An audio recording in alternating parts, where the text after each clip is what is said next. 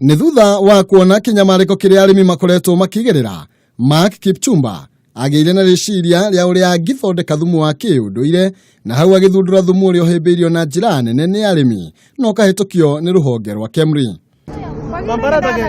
Kipchumba augĩte thumu ũyũ ndũrĩ na ũrũrũ wothe wa gũthũkia tĩri na ũhũthĩkaga na njĩra ya gũitĩrĩria ta maĩ ĩrĩ ta njĩra ya kũhũrana na thĩna wa ngũnga na magetha moru.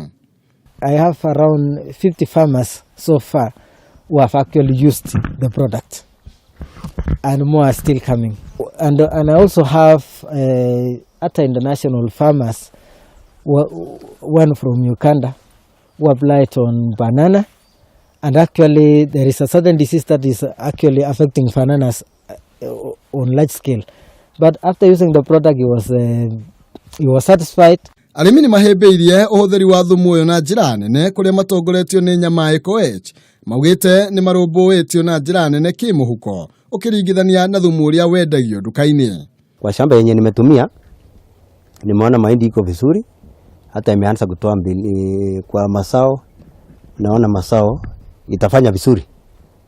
Vile kwa hizo wadudu zingine kama yenye ina affect mambo ya inaharibu mahindi, nimeona tena inasaidia sana.